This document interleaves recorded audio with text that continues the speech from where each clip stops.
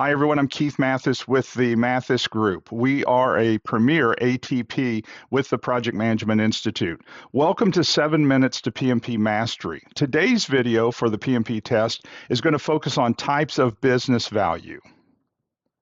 So let's begin with a definition of business value. PMI has had a huge shift over the last few years in which they've gone from looking at completing a project to now you're trying to deliver value to the customer and to the people around you. And so it really means a great deal when you start looking at value compared to just finishing and hitting a deliverable date. And so you'll see that information as we go through these slides. So business value is the benefit an organization expects to gain from a project, product, service, or initiative. Business value is not limited to money. PMI expects candidates to understand that value can be several different aspects, such as tangible or intangible, financial or non-financial, short-term or long-term, customer-focused, organizational, strategic, compliance-related, operational, or societal. And so one of the things that's interesting is that when you start looking at value, value is much broader than what many of us maybe have thought, which was typically the return on investment. So what you're doing and what you're seeing is you're seeing PMI make a huge shift from the deliverable as the output, which is obviously where we live in the project. And so projects do not exist simply to produce deliverables, even though we are all doing that. You're really existing because of the value, what that organization is going to get from that project once it's finished. So business value is the benefit created by that output. So a project exists to create value. And that's the reason why a lot of this is talked about in the business case all the way up in the front side of project management. Even before it gets chartered, this is where your upper management is looking at what and why they want to do a project. It's going to bring enough value to justify paying for it. So a project should not exist simply to produce deliverables. It exists to create value. The deliverable is the output. Business value is the benefit. So an example of business value would be a new customer portal is a deliverable. The business value may include faster service, lower support cost, improved customer satisfaction, stronger brand loyalty, better data visibility. PMI's style of thinking is that projects are selected, managed, adapted, and measured based on the value they're expected to deliver. So not just deliverable, we got something finished. So PMI wants candidates to understand that a project can be on time and on budget, but still fail if it does not deliver the intended value. So that's a shift in thinking for the PMP test. Tangible business value could include examples of this would be increased revenue, reduced cost, improved productivity, faster cycle time,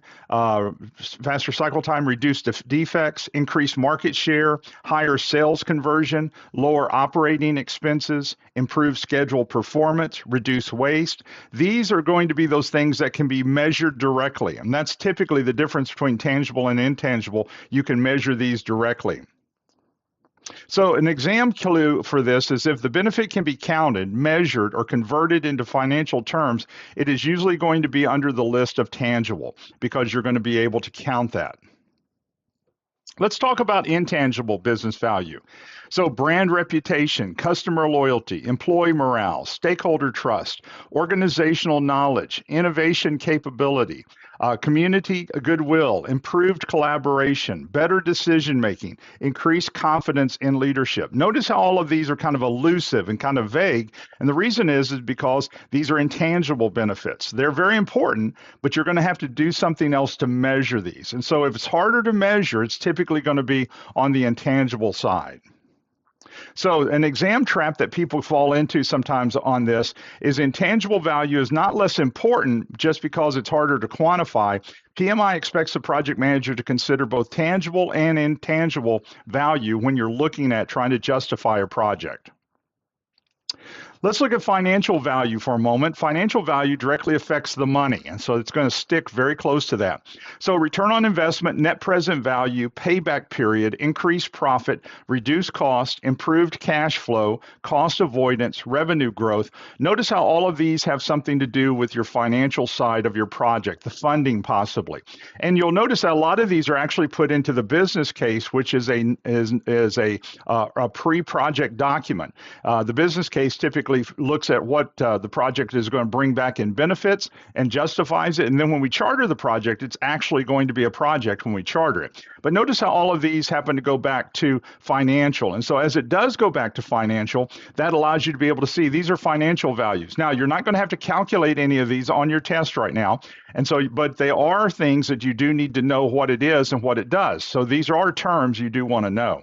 So when we think about financial, let's look at an exam clue. If the question refers to business case, investment justification, portfolio selection, or benefits measurement, financial value may be centered. And so what you're looking at there is that this could be financial because typically it's done in the business case. Even though we have a budget from charter on, that budget was actually talked about in the business case. Let's talk about non-financial value, regulatory compliance, safety improvement, customer satisfaction, employee engagement, strategic positioning, environmental impact, risk reduction, process maturity, knowledge retention. All of these are new terms most of these are new terms that have not been part of the PMP test before. And so you want to make sure you know these. These are looked at as non-financial value, but when we start talking about safety and regulatory, we all know how important all of these are. However, these might be things that are brand new to you, but they are going to be part of your PMP test now. When you think about non-financial, an exam trap for this, don't assume that the best project is always the one with the highest return. PMI may expect the project manager to consider strategic, compliance, risk, or stakeholder value that we're going to look at in a moment as part of the decision-making of which one should be the priority. For an example, a regulatory project might be the least on return on investment, but it's protecting the organization and keeping them from being fined later on or increasing the risk later on. So a regulatory might not show return on investment per se, but it might be one of the top priorities. Now, let's look at strategic value. Strategic value supports the organization's long-term goals. So return on investment, entering a new market, supporting digital transformation, improving competitive advantage, aligning with the organization's mission, enabling future capabilities, supporting a major enterprise initiative. So notice how all of these are going to be connected right back to the strategy of the organization. So those of you who are working with AI is going to fall a lot of times into a strategic value. Why? Because you're looking at it being able to beef up all of these other areas of value that you're talking about, improving your competitive advantage, also enabling future capabilities that you don't have right now. So all of that is going to be connected there.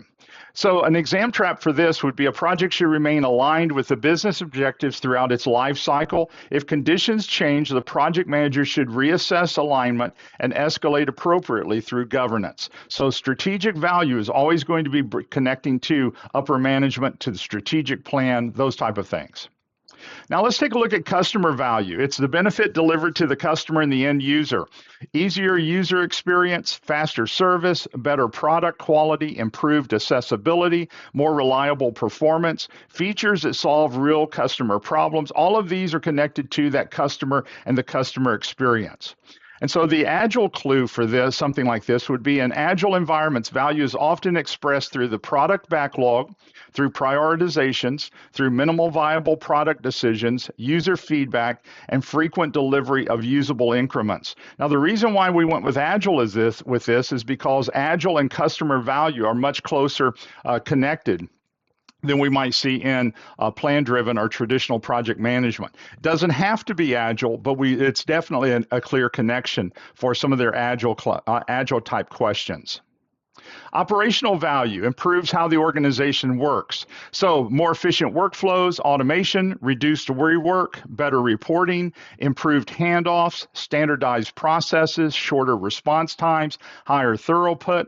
All of these fit operational. And so you might be running a project that's going to make your operations much more efficient, much more streamlined, changing the processes. So that's going to be very important. That's where it brings value to the operations. In these type of projects, your exam clue for this might be operational value may appear in process improvement, lean, which is part of your test now, quality management, or lessons learned scenarios. And so that's why you're constantly changing and tweaking what you've done in the past to be able to benefit you in the future. And then compliance or risk reduction value. Some projects create value by preventing harm or meeting required obligations, and this is where compliance or risk connects. So, avoiding regulatory penalties, improving cybersecurity, reducing legal exposure, meeting industry standards, improving safety, reducing project or operational risk. All of these would be compliance or risk reduction. And so, those are going to be important projects for those of you who are in these fields because you know that if the risk gets too high, then you're going to have problems with your customers and a lack of credibility for your organization. So an exam trap in this area would be a project may have low revenue potential, but still be highly valuable if it protects the organization from major risk or major regulatory issues or cyber security issues. Social, environmental, or sustainability value. Some value relates to broader stakeholder community or environmental outcomes. And so they typically do have one or two questions on there throughout the test on the environment, different parts of this. And that would fit this as well. So reduce carbon footprint, ethical sourcing, improved accessibility, community benefit, diversity and inclusion outcomes, sustainable operations. All of these would be under the umbrella of social, environmental, or sustainability value. As you look at this, the exam clue for some of this is increasingly important because PMI's exam direction includes stronger attention to sustainability and stakeholder engagement, and it also connects to the environment. So you typically will have a handful of environmental type questions on the test as well. So PMI exam mindset on value. So how do you think about business value on the PMP exam? This is much broader than it's ever been before. So you start over here to the right, to the left, understand the value being pursued. What value? What business need is the project addressing, which is going to dictate what value it is. Then notice number two, align the decisions with your business objectives. The value and the business objectives are always going to go together. And then number three, involve the right stakeholders. This is where PMI assumes and on the test that you're going to be customizing your team because you need certain types of skills. And then number four is maximize value without bypassing governance. And so value delivery does not mean ignoring a process. You follow appropriate change control, compliance requirements, quality standards, and stakeholder engagement practices because you're trying to maximize that value. And then number five, measure success by outcomes, not just outputs. And so are we getting that level of value that the customer wants? So at the bottom, PMP mindset should be to identify the value, align it to the business goals, involve the right people, protect governance, and judge success by outcomes, not deliverables. So the PMP style question to help you with something like this. So let's give that to you right now. So a company is implementing a new customer self-service portal. The original business case emphasized reducing call center costs by 20% within 1 year. Halfway through the project, the customer research shows that users are less interested in cost savings features and more interested in faster issue resolution, mobile access, and personalized account information. The project is currently on budget, but adding the most requested features would require reprioritization, scope, and delaying some of the lower value reporting capabilities requested by internal managers. What should the project manager do? Now, sometimes that question will be, what will you do? They're not asking you what you would really do. They're asking you, what would you do in the PMI world? So A, continue with original scope because the business case was approved and the project is currently on budget. B, ask the team to add the requested customer features immediately so the project delivers more customer value. C, collaborate with the sponsor, product owner, and key stakeholders to reassess business value, review priorities, and determine whether the scope should be adjusted through the appropriate process. And then D, escalate the issue to senior management and recommend canceling the project because the original cost-saving value is no longer the primary customer need. So take a look at those answers and pick one out for yourself, and then we're going to talk about it. All right, you should have one by now. So the correct answer was C. This is the best answer because the expected value has changed or expanded. The original business case focused on cost reduction, but the new customer research indicates that the customer value may come from faster resolution, mobile access, and personalization. PMI's exam logic says that the project manager should not blindly continue with the original plan if it may no longer deliver the best value. However, the project manager also should not unilaterally change the scope without going through some steps as well. And so let's look at those that you did not choose and explain why. very quickly here. So here's A, continue with the original scope because the business case was approved. The project's currently on budget. This is wrong because being on budget does not guarantee value delivery. If customer needs have changed, the project may produce the planned deliverables but fail to deliver the best business value. So the PMP exam trap would be PMI does not reward rigid plan following when the business value is no longer aligned. So that's how they've connected it. B, ask the team to add the requested customer features immediately so the project delivers more customer value.